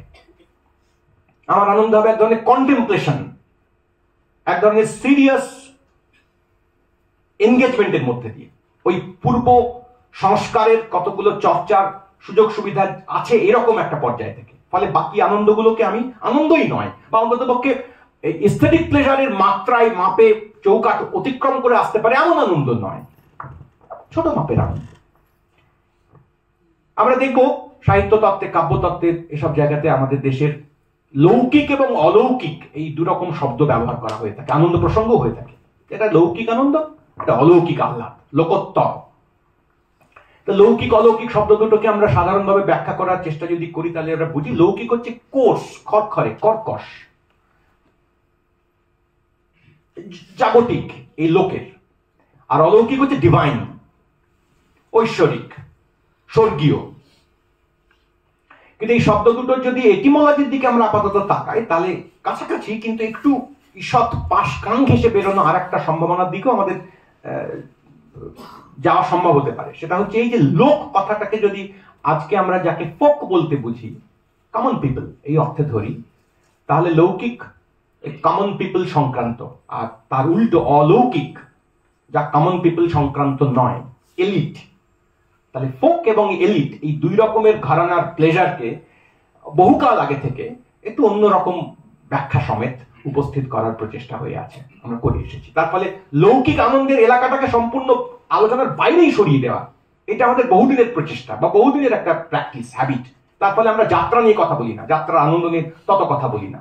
আমরা বরং ওই অনেক সূক্ষ্ম, সফিস্টিকেটেড, উঁচু মানের নানান রকম ইশারা, ইঙ্গিত ইত্যাদি সহযুক্ত যে আনন্দের কথা, তা নিয়েই মুখ্যত কথা বলার চেষ্টা করি। আমি আপনাদের কাছে প্রস্তাব করার চেষ্টা করব যে আনন্দের কারণ সম্পর্কিত কথা, তাতে এই লৌকিক অলৌকিক দুরকম প্রসঙ্গই একই সঙ্গে ব্যবহৃত হতে পারে। আমি বলার চেষ্টা করছি এই, আবার বলছি আমি প্রথম বলছি তা নয়, অভিনব গুপ্তের কথার মধ্যেও আছে এই কথা, এই শব্দ, এই প্রসঙ্গ, রবীন্দ্রনাথেও আছে, কান্টেও আছে। সেটা হচ্ছে এই, সাধারণভাবে যে কোনো সাবজেক্ট, মানুষ, ব্যক্তি, যে কোনো ভাবেই আপনি আলাদা আলাদা পরিসরে, আলাদা আলাদা পার্সপেক্টিভে আলাদা আলাদা শব্দ ব্যবহার করতে পারেন। তারা যখন কোনো একটা এস্থেটিক অবজেক্টের মুখোমুখি দাঁড়ায়, তার সঙ্গে এনকাউন্টার হয়, যোগাযোগ হয়, সম্পর্ক হয়, তখন প্রথম যে ঘটনাটি ঘটে, একটা ধাক্কা, একটা গুণগত পরিবর্তনের আহ্বান, এক ধরনের যাকে বলে কনশাস এনগেজমেন্টের একটা সম্ভাবনা ইত্যাদি তৈরি হওয়া। কিন্তু সেখানে তো ব্যাপারটা থামে না। তারপর যেটা ঘটে, ক্রমশ আমার যে সেলফ, আমার যে অন্তস্থ আমি, যা আমার স্ব, যা আমার এতাবৎ, এই যে মুহূর্তে আমি একটা এই এই এই এই এই এই মানে এই সকল এনজয়মেন্টের মুহূর্তে প্রবেশ করছি, তার আগে পর্যন্ত যে আমার নির্মিত আমি, রচিত আমি, নানা সূত্রে, নানা সংস্কার অনুযায়ী আমার যে স্ব, সেই আমার স্বটি কিন্তু প্রথম থেকেই অবিকল একই রকম সবসময় থেকে যায় তা নয়। অভিনবগুপ্ত তো বললেও থাকে না, না বললেও থাকে না, তা ক্রমাগত পরিবর্তিত হয়। তো আমার সেই স্ব, সে একটি ধাক্কায়, সে একটি সংস্পর্শে ক্রমশ তার পূর্ব রূপ নষ্ট করতে থাকে, এবং সেই নষ্ট করতে থাকার মধ্যে দিয়ে সে ক্রমশ এতাবৎ প্রতিটি মুহূর্তে স্বকে, আমাকে, অভিনবগুপ্ত বলেছেন যে শেষ পর্যন্ত এই আনন্দ হচ্ছে স্বসংবিদানন্দ চর্বনা ব্যাপার। কাব্যের রস শেষ পর্যন্ত স্বসংবিদ চর্বনা, নিজেরই সংবিদকে আমাকেই চর্বনা করা, আমাকেই অনুভব করা, আমাকেই আরেকবার টেস্ট করা, এই বলছিলেন অভিনবগুপ্ত। কিন্তু সেই টেস্ট করে কি হয়? টেস্ট করে কেন আমাকে আমি আস্বাদ করলে আনন্দ কেন হবে? রসগোল্লা খেলে আনন্দ হয়, সংবিদ খেলে আনন্দ হয়। রসগোল্লা খেলে হয় সেটা আমি পরিষ্কার করে জানি, কিন্তু আত্মসংবিদ, আত্মসাক্ষাৎ তা আনন্দদায়ক কেন? এর উত্তরটা কোথায় পাবো? এর উত্তর হচ্ছে এই, বা প্রস্তাব রাদার হচ্ছে এই, যে মুহূর্তে আমার এই পুরনো স্ব, এই বিউটিফুল অবজেক্টের, তথাকথিত বিউটিফুল অবজেক্টের, তথাকথিত বিউটিফুল কথাটা বাদ দিচ্ছি, তা নিয়ে তর্ক করতে পারে, শিল্প বস্তুর বা শিল্প মুহূর্তের, শিল্পের কোনো উপস্থাপনা, তার সঙ্গে আমার সাক্ষাৎকারের মধ্যে দিয়ে আমার সেই স্বর ডিস্টার্বড হয়, বিপর্যস্ত হয়, বিলম্বিত হয়, তার আরাম বিঘ্নিত হয়, অথবা উল্টো পক্ষে তার এতাবৎ পৃথকত্ব, তার এতাবৎ একাকিত্ব, তার এতাবৎ অন্য সকলের থেকে আলাদা হয়ে থাকার অভিজ্ঞতা, কজিটোর কাঁটা বলতে পারি তাকে, তার সেই কজিটোর কাঁটা আস্তে আস্তে মরতে থাকে এবং তার নতুন, ইংরেজি করে বললে সাবজেক্টিভিটি বলা যেতে পারে, বিষয়িতা, তার জন্ম প্রক্রিয়া শুরু হয়। কিন্তু মজা হলো এই যে নতুন বিষয়ের জন্ম প্রক্রিয়া শুরু হয় বলছি, এইটাকে আমি এই শব্দ দিয়ে আসলে রিপ্লেস করতে চাইছি যে সে, প্রতিটি ভোক্তা, শিল্পের ভোক্তা, সে আসলে এক ধরনের স্বাধীনতা, এক ধরনের মুক্তি, স্বাধীনতা শব্দটা চাইতে মুক্তি শব্দটা বেশি ভালো এক্ষেত্রে, লিবারেটেডনেস, লিবারেটেড হওয়ার ভাব, অনুভূতি, এক ধরনের ফ্রিডম, সবচেয়ে উপযুক্ত কথা, এক রকমের ফ্রিডম সেন্স করতে থাকে। It is this freedom that gives me pleasure. এই মুক্তির আহ্লাদ, মুক্তির বোধ, এইটাই লাভজনক। এর আগে পর্যন্ত যা যা আমরা বলছিলাম, এক হয়ে যায় বলে, একে পৌঁছই বলে, তখন আমরা প্রশ্ন করছেন যে একে পৌঁছলে আনন্দ কেন হয়? উত্তর পাচ্ছিলাম না খুঁজে। তাহলে আমাকে এই প্রশ্নের উত্তর দিতে হবে যে মুক্তি পাই, বুঝলাম, মুক্তি পেলে আনন্দ কেন হয়? মুক্তির বোধ হলে উত্তর কি হবে? এর উত্তর দেওয়ার চেষ্টা করবো এভাবে। আমি সাধারণভাবে এই উত্তরে যাওয়ার আগে এই কথাটা বলার চেষ্টা করব যে যে লোকের পক্ষে, যে ব্যক্তি সাধারণভাবে পৃথিবীতে কোনো অবস্টাকলের মুখোমুখি হয়নি, যার কোনো বাধকের বোধ নেই, যে বেঁচে থাকার মধ্যে দিয়ে জানতে জানতে, জ্ঞান পেতে পেতে, সেন্সেশন পেতে পেতে প্রতি মুহূর্তেই নিজেকে সীমিত, সীমাবদ্ধ, খানিকটা ক্ষমতার দ্বারা বাধিত, নানান কার্যকারিতায় সে লিমিটেড, এই বোধ যে করেনি, তার পক্ষে শিল্প সম্ভোগ, শিল্প উপভোগ করা সম্ভব নয়। শিল্প তাকে কোনো আনন্দ দেবে না। যে প্রথম থেকেই মুক্ত হয়ে আছে, যার কোনো বাধকের বোধই নেই, শিল্প তার কিছু করতে পারবে না। শিল্পের কাজ, স্থেটিক প্লেজার বা স্থেটিক অবজেক্টের কাজ হচ্ছে প্রধানত যে ব্যক্তি কোনো না কোনো ভাবে বাধিত বোধ করেছে, কোনো না কোনো ভাবে লিমিটেড বোধ করেছে, তাকেই এই লিমিট বোধের ওপারে পৌঁছে দেওয়ার কাজ করা, বিয়ন্ড দ্যাট লিমিট। স্থেটিক প্লেজার আসলে শেষ পর্যন্ত আমাদের চৈতন্যের লিমিটের বোধ, সীমানার বোধ, বাধকের বোধ, তাকে অতিক্রম করার একটা পন্থা মাত্র।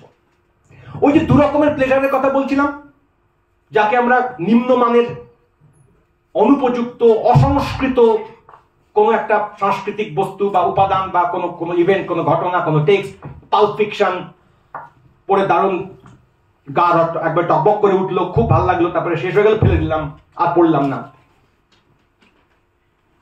কেউ কেউ বলবেন ওখানে কোনো এস্থেটিক প্লেজারই নেই। আমি বলছি না, আছে, that is also aesthetic pleasure. কিরকম না, ওখানেও আমি ডিসলিউশন হয়, ওখানেও শেষ পর্যন্ত আমি একরকম ভাবে ওই এস্থেটিক অবজেক্টের সংস্পর্শ পেয়ে ক্ষইতে থাকি, আমার শেষ পর্যন্ত ক্ষয়ে যাওয়া থাকে, কিন্তু হয়ে ওঠা থাকে না। ক্ষয়ে যাওয়াতে যা শেষ হয় তা শেষ পর্যন্ত ব্যাপক উঁচু মাত্রার, অনেকক্ষণের তীব্র সুখের ব্লিস কোয়ালিটির, যাকে বার্থ ব্লিস বলবেন, জুইসান্স বলবেন, তার মতন আনন্দ সে হয়তো দেবে না, কিন্তু প্লেজার দেবে। ক্ষইলেই প্লেজার। কিন্তু খাওয়ার পরে যখন হওয়ার জায়গায় পৌঁছতে হয়, সম্ভাবনাকে পৌঁছয়, সম্ভাবনা তৈরি হয়, তখনই ব্লিস কিংবা জুইসান্স যাকে বলার চেষ্টা করবেন, বাত, কিংবা অভিনব গুপ্ত যাকে ওই পরম আহ্লাদের কথা বলার চেষ্টা করবেন, তার দিকে যাওয়া সম্ভব। কেন সম্ভব হয়? তার কারণ খাওয়ার পরে যে মুহূর্তে আমি হওয়ার দিকে যাওয়ার চেষ্টা করব, অর্থাৎ নতুন, বার্থ অফ নিউ সাবজেক্টিভিটিস, নতুন বিষয়টা যখন নির্মিত হতে থাকবে, তখনই আমার মধ্যে একটি অ্যাক্টিভ কর্তৃত্ব, এটি মুক্তি। মুক্তি কথাটা আদত মানে কি? আমার কোনো বাধা নেই, এটি কেবল মুক্তি না। এই বাধা ছিল, এই বাধা ছেড়ে চলে এলাম, এটা দরকার, ফাইন, চমৎকার, এটা ফ্রিডম ফ্রম, ফ্রিডম, কিন্তু from what? From this or that. কিন্তু there is another type of freedom, freedom to do such things, freedom to move, freedom to go beyond,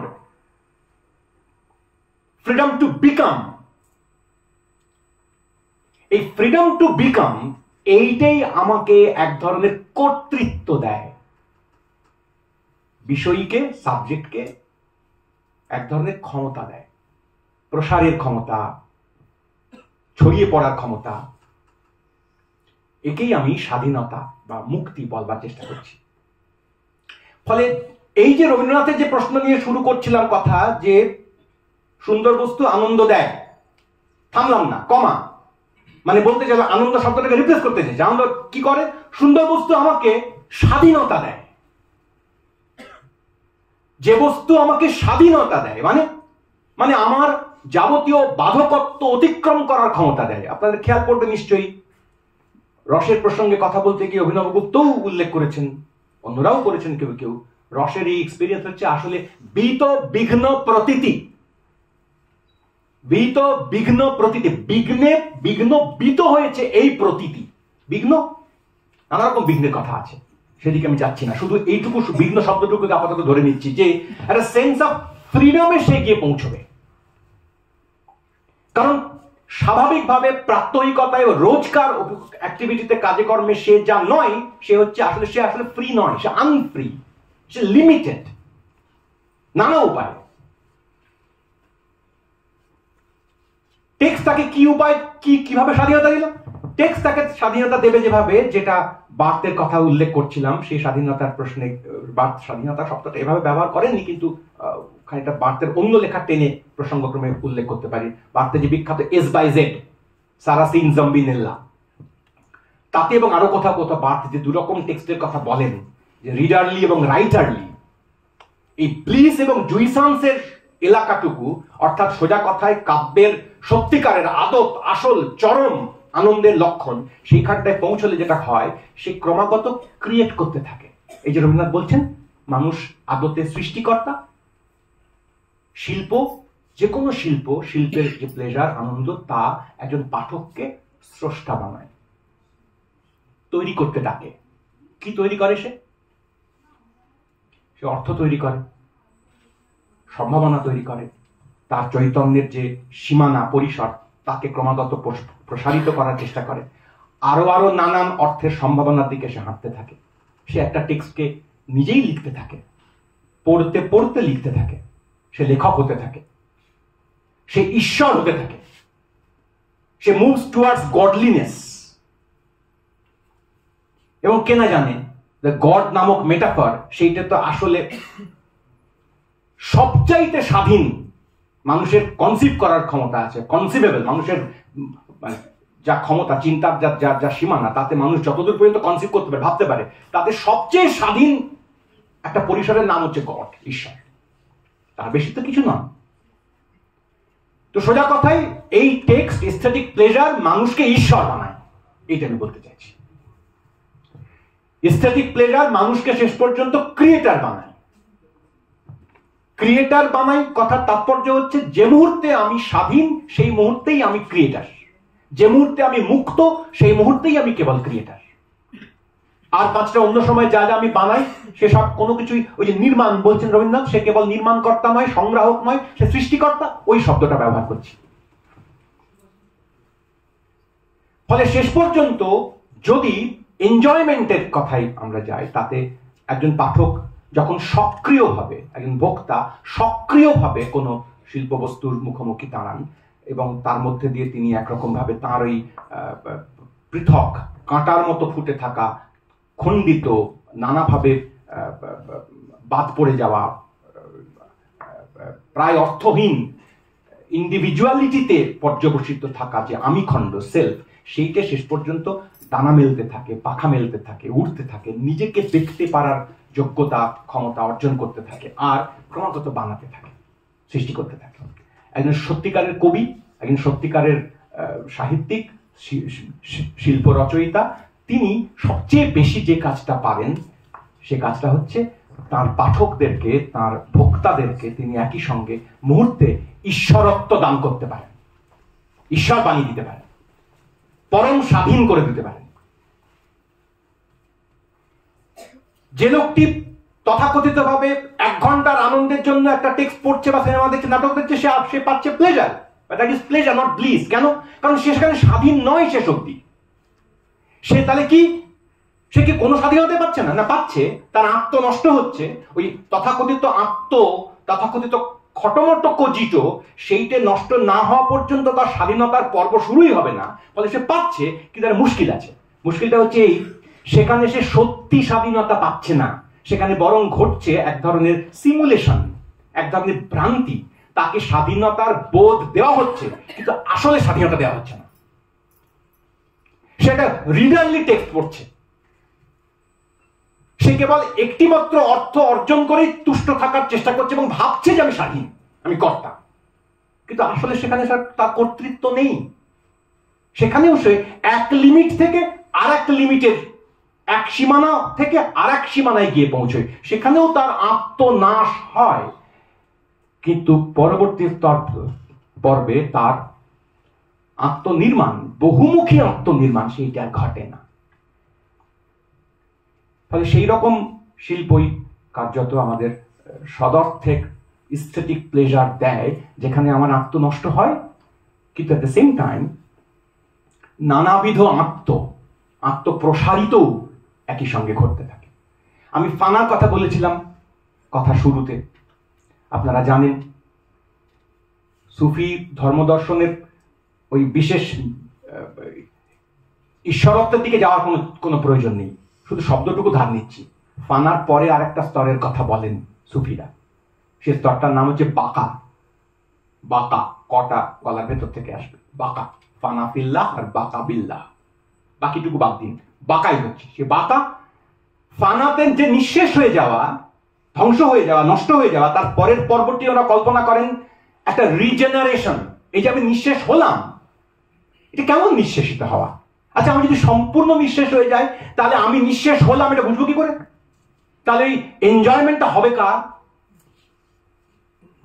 আমি যে স্বাধীন হলাম, আমি যে কর্তৃত্ব পেলাম, আমি যে প্রসারিত হচ্ছি, আমি যে নানার্থ তৈরি করছি, আমি যে কবির সঙ্গে ক্রিয়েটার হয়ে উঠছি, এই কথাটি বুঝবার জন্য যে অখণ্ড আত্ম লাগবে। এখানে আমি বলছি একটা রেসিডুয়াল সেলফ, এটা রাখতে হয় শিল্পকে। তন্ত্রকে না রাখলেও চলে, শিল্পের লাগে একটা তলানি। গ্লাসের জল খাওয়ার সময় দেখবেন, কাঁচের গ্লাসে ভালো বুঝতে পারা যায়, যতই আপনি চুমুক দিয়ে জল সবটা খেয়ে নেন, ঠিক তলায় একটা জলের পাতলা ফিলামেন্ট থেকে যায়, আলতো, ওটা আর কিছুতেই খাওয়া যায় না। ওটা একটা রেসিডুয়াল সেলফের মতন। আমি যে মরলাম, আমি যা নেই, আমি ধ্বংস হলাম, ওই একটু আগে লিমিটেড আমিটি এবং তার থেকে একটি আনলিমিটেড আমির ক্ষেত্রে, এলাকায় গিয়ে আমি পা রাখলাম, এইটা টের পাওয়ার জন্য একটা রেসিডুয়াল সেলফ লাগবে। বাকাতে কার্যত ওই রিজেনারেশনের কথা বলে ওরা বলবার চেষ্টা করেন, বোঝানোর চেষ্টা করেন যে মরে তো গেল, নাশ তো হলো, পানা তো হলো, তারপরে আবার পুনর্জীবন হলো, আমি আবার বেঁচে উঠলাম, আবার জেগে উঠলাম। এই আবার জেগে ওঠার মুহূর্তটি, পর্বটি যদি কোনো স্থেটিক অবজেক্ট বা কোনো এক্সপিরিয়েন্স, স্থেটিক এক্সপিরিয়েন্স আমাকে না দেয়, তাহলে সেইটা একটা ওয়ান টাইম প্লেজারের মতন, টিকিট কেটে একটা বিশেষ সুখ কিনতে যাওয়ার মতন ব্যাপার হয়ে দাঁড়ায়। তা কিছুতেই ক্রিয়েটিভ নেচারের সুখ আমাকে দিতে পারে না। ফলে আত্মনাশ এইটা অনিবার্যভাবে একটি শিল্প বস্তু, স্থেটিক এক্সপিরিয়েন্স, তার মুখোমুখি দাঁড়ালে তার ফলশ্রুতি। কিন্তু যদি নাশেই ব্যাপারটি থামে, তা যদি শেষ পর্যন্ত স্বাধীনতাই না নিয়ে যায়, স্বাধীনতা তো একটুখানি অধীনতা আছে, আমি সেই অধীনতাটুকুও থাকবে না। ফ্রিডমের কথা বলছি আমি, আসলে যা মুক্তির কথা বলছি, যা কোনো সাপেক্ষ নয়, যা কোনো বিশেষ বাধকের উপরে নির্ভর করে থাকা তা নয়। এই বিশেষ অধীন ছিলাম, তার থেকে বেরোলাম, তা মনে করায় না। সে একটা দম, একটা বিশেষ পরিসরের কথা বলে, একটা গুণের কথা বলে, একটা চরিত্রের কথা বলে। অভিনবগুপ্তের কথার সঙ্গে খানিকখানি মিলে যেতে পারে। চৈতন্য তার বৈশিষ্ট্যই হচ্ছে সে ক্রমাগত সৃষ্টিশীল, স্পন্দমান। মিলুক, আমাদের কোনো আপত্তি নেই, কিন্তু চৈতন্যের ফ্রিডমটির কথা এভাবে এত জোরে বলেননি অভিনবগুপ্ত। বলছেন চৈতন্যের বৈশিষ্ট্য যে সে ফ্রি, এটুকুই। কিন্তু আমি জোর করে বলতে চাচ্ছি যে আমার যে আনন্দ হয়, তার প্রধান কারণ যে আমার এনকাউন্টার উইথ ফ্রিডম হয়। আর ফ্রিডমের সঙ্গে আমার সাক্ষাৎ হয় বলেই আমি টেম্পোরারি হলেও, সাময়িকভাবে হলেও ঈশ্বর হই, যদি ঈশ্বরের ঐশ্বরিক প্রসঙ্গটুকুকে আপনারা আপাতত ছেড়ে রাখতে রাজি হন তাহলে। আমি আমার কথা শেষ করব, গালিবের কবিতার কথা বলেছিলাম, আমি সেই অংশ শেষ করব আর এক ভারতীয় কবি, একটু আগেই সুদীপ্তর সঙ্গে কথা হচ্ছিল তার সম্পর্কে, তার নাম হচ্ছে সারমাদ। সারমাদ ছিলেন আধা সুফি একজন কবি, কি যে ছিলেন আসলে এটা বোঝা মুশকিল। তিনি খুন হয়ে যান। দারাশিকোর গুরুদেব স্থানীয় ছিলেন সারমাদ, আর্মেনিয়ার লোক, পরে প্রথমে ইহুদি, খ্রিস্টানিটি, ইসলাম এসব নানাবিধ করে তারপর ইসলাম থেকেও বেরিয়ে চলে যান, তারপরে খুন হয়ে যান, গলা কেটে ফেলা হয়। তো সেই সারমাদের ছোট ছোট কয়েকটা রুবাই ছিল। আমি সেই রুবাই থেকে, সারমাদ তো নিশ্চয়ই অভিনবগুপ্ত পড়েননি বা তিনি তত্ত্ব কথা বলছিলেন না, কিন্তু কতকটা তার কথাবার্তার দুটো ছোট ছোট ইয়ে পড়ে আমি দেখাবো, যে এখানে একটু আগে যে প্রকাশ আর বিমর্ষের কথা বলছিলাম, চৈতন্যের বৈশিষ্ট্য সম্পর্কে কথা বলতে গিয়ে অভিনবগুপ্ত যে বিমর্ষের কথা বলছিলেন, তার কথা সেলফ রিফ্লেক্টিভ, এই এই এই এই এই সূত্রটুকু মাথায় রেখে একটা কথা বোঝা যাবে। সারমাদও কতকটা চৈতন্যের সেই বিশেষ বৈশিষ্ট্যের কথা বলছেন। আর আমরা শেষ করলাম যেখানে পৌঁছে, সেখানকার কথাও সারমাদ যেন আগাম খালি জানতে পেরেছেন বলে মনে হতে পারে আর কি। ছোট ছোট কবিতা, আমি একদম আর সময় নেব না, শেষ করে ফেলেছি। তোমাকে যখন আমি দেখি না তখনও আমার চোখেই তুমি থাকো, বাস করো। আমি তুমি দুজনেই একযোগে জানি এ রহস্য, গূঢ় কথা। মোমের আলোয় নিজেও তো দৃশ্যমান হয় মোমবাতি। পোশাকের কাছাকাছি অনিবার্যভাবে নগ্নতার অবস্থান জগতে বিদিত। এই যে মোমবাতি নিজেকেই আলোকিত করে, দৃশ্যমান করে বলে লক্ষ্য করছেন আলাদা করে সারমাদ। চৈতন্য প্রসঙ্গে এইটাই অভিনবগুপ্তের কথা ছিল, আমাদেরও কথা কতকটা তাই, সে বিষয়ে আমার কোনো সন্দেহ নেই। ফেনোমেনোলজিস্টরাও হুসার্লের কথা মনে পড়তে পারে আমাদের কারো কারো। চৈতন্য সম্পর্কে, কনসাসনেস সম্পর্কে কথা বলতে গিয়ে অনেক কথার ভিড়ে একটা কথা তো আমাদেরকে মনে করিয়েই দিয়েছেন হুসার্ল, যে কনসাসনেস ঠিক আমার বাইরে কোথাও একটা আছে, বায়ুভূতে ঝুলছে, পরম চৈতন্য নামক, এরকম হওয়া সম্ভব নয়। Consciousness is always of something, conscious of something. সামথিংটা যদি খুঁজে না পাওয়া যায় তাহলে অন্তত পক্ষে বলতে হবে conscious of consciousness. Consciousness of consciousness এইটুকু না বললে শেষ পর্যন্ত চলবে না। সারমাদের আরেকটি ছোট্ট কবিতার কথা বলে আমি শেষ করব। কৃষ্ণচন্দ্র ভট্টাচার্যের দু একটা লাইন আপনাদের পড়ে শোনাবো বলেছিলাম, সেই কথা দিয়ে আমার কথা সম্পূর্ণ হবে। সারমাদ লিখছেন, লোকে বলে গর্বে নাকি উঁচু হয় মাথা, কিন্তু মহতের গুণ আসলে বিনয়, জেনে রেখো। আমিকে বিলীন করে দিলে তবে নতুন প্রসার মিলে যায়। বিশ্বাস করুন, এই পংক্তি তর্জমা করার আগে আমি এই আত্মনাশ ও আনন্দের কথা ভাবিনি। এই যখন ভেবেছিলাম তখন এই কথা মাথাতেই ছিল না। আমিকে বিলীন করে দিলে তবে নতুন প্রসার মিলে যায়। যেভাবে পাথর ভেঙে কাজল রচিত হয় আর যেভাবে তার চোখের আলোক হয়ে ওঠে। সারমাদের কথার মধ্যেও এই ধ্বংসপ্রাপ্ত, নষ্ট হতে থাকা, ক্রমাগত নষ্ট হতে থাকা একটি আমি রিজেনারেটেড হতে পারে, হয় হওয়া উচিত। সেই রিজেনারেশনই একরকম করে ফ্রিডমের বোধ দিতে পারে ওই রেসিডুয়াল সেলফকে, এবং সেইখান থেকেই কার্যত সূচনা হয় প্লেজারের, আনন্দের, ওই অবাধত্বের আনন্দ, ঈশ্বরত্বের আনন্দ। সেই কথাটুকুর পরে আমি আপনাদের পড়ে শোনাবো কনসেপ্ট অফ রাসা নামক ওই ছোট্ট প্রবন্ধটি, অসম্ভব তাৎপর্যপূর্ণ। তাতে কি যে আশ্চর্য সমস্ত কথা ওখানে উনি বলছেন কৃষ্ণচন্দ্র। রস কি করে অনুভূত হয়, রসের আনন্দ কি করে হয়, তাই নিয়ে কথা বলতে গিয়ে উনি সিম্প্যাথি শব্দটা ব্যবহার করছেন। Sympathy about sympathy, sympathy of sympathy, এইটে কাব্য পাঠের মধ্যে দিয়ে, মানে কাব্য পাঠের খুব জরুরি প্রয়োজনীয় শর্ত। কিন্তু আমি সেসব অত দিকে যাওয়ার চেষ্টা করব না। আমি আপাতত আপনাদেরকে বলার চেষ্টা করব এই জায়গাটুকু। উনি একটা একটু বড় প্যারাগ্রাফ পড়বো, আস্তে আস্তে পড়বো, এটা খুব লোভ হবে আমার আর কি, এই প্যারাগ্রাফটা না পড়লে খুব খারাপ লাগবে আর কি। যাতে ওই প্রাইমারি ফিলিং, মানে সাধারণভাবে কোনো সুন্দর জিনিস দেখে আমার যে আনন্দ হয়, ভাল লাগে, সেইটা আর এস্থেটিক প্লেজার, তার মধ্যে সম্পর্ক একটা স্থাপন করার চেষ্টা করছেন। আর করতে করতে শেষ পর্যন্ত ফ্রিডমে গিয়ে পৌঁছচ্ছেন কেমন করে, সেইটা আমি দেখানোর চেষ্টা করি, শেষ করব। We have pointed out, একটু আগের অন্য অংশে বলছেন, that in a primary feeling, say sensuous enjoyment of an object, the distinction of feeling and the object is obscured. Feeling R object, এই দুয়ের মধ্যে ডিস্টিংশনটা obscured হয়ে যায় primarily. The object gets an expression and the feeling loses its subjective detachment. Yet the confused unity of the object immersed feeling has two alternative directions: the objective and the subjective. In the objective direction, the self-feeling lapses. Self-feeling lapses. The object alone is perceived as with the expression adjectival to it. But the subject need not be in the perceiving or objective attitude. It may retain the feeling attitude. While the object perceived gets indefinite and melts away, much as to a drowsy person, the fixed world appears to swim and shimmer away into thought. ঘুমন্ত মানুষ যেরকম আস্তে আস্তে তার চোখের থেকে বস্তু জগৎটা ডুবে যেতে থাকে, ঘুমটা আসছে যখন সেরকম যেমন হয়, কতটা সেরকম। This would be the subjective direction.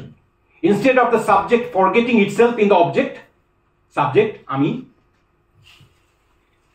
forgetting itself in the object, বস্তুতে আমি নিজেকে ভুলে যাচ্ছি, we have the object here getting dissolved in the subjective feeling. এর বদলে পাচ্ছি কি, অবজেক্টই আমার সাবজেক্টিভ ফিলিং এর মধ্যে ঢুকে পড়ছে। দুটো ডিরেকশন বেসিক্যালি বলবার চেষ্টা করছেন উনি এই এনজয়মেন্টের ক্ষেত্রে। এক, আমার সামনে এই বস্তু রয়েছে, আমি তাকে অনুভব করছি, এই বস্তুটাকে আমি আমার মধ্যে নিয়ে নিয়েছি, আমার সঙ্গে একাকার করে নিয়েছি, আমার অন্তর্গত করে নিয়েছি, অথবা আমি তার ভিতরে ঢুকে বসেছি। এই দুভাবে হতে পারে। এই যে দুভাবে হতে পারে, সেই দুভাবের বৈশিষ্ট্য নিয়ে শেষ করছেন Krishnachandra. To understand it, we have to remember how in respect of an object in one's clasp, there is a difference between trying to enjoy it and actually enjoying it. When one is only trying to enjoy, the outlines softened away. যখন আমি চেষ্টা করছি কেবল, তখন আউটলাইনটা আস্তে আস্তে হালকা হয়ে যায়, soften away হয়, and feels rather than sees the soul of it, feels rather than sees the soul of it, freeing itself and marging in his enjoyment. নিজেকে মুক্ত করে ওই এনজয়মেন্টের অংশ হয়ে যাচ্ছে, বিলীন হয়ে যাচ্ছে। In the former, the feeling becomes objective but does not get entangled in the given fact. It transfigures the fact into a value. In the latter, the detachment of the subject does not imply a feeling of unreality. The value or soul of the object is drawn out, as it were, and reposefully enjoyed. In the former, there is freedom in spite of enjoying contact. প্রথমটাতে freedom আছে, contact সত্ত্বেও আমি আসলে freedom enjoy করছি। And in the latter, enjoyment of reality in spite of detaching freedom. সেক্ষেত্রেও freedom. Paragraph শেষ করছেন এইটুকু বলে, Indian art is prevailingly abstractive or contemplative in character and not dynamically creative.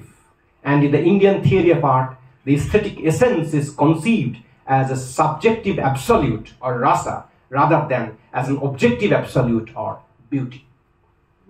Krishnachandra একটু কান্ট ঘরানার লোক, কোনো সন্দেহ নেই সে বিষয়ে।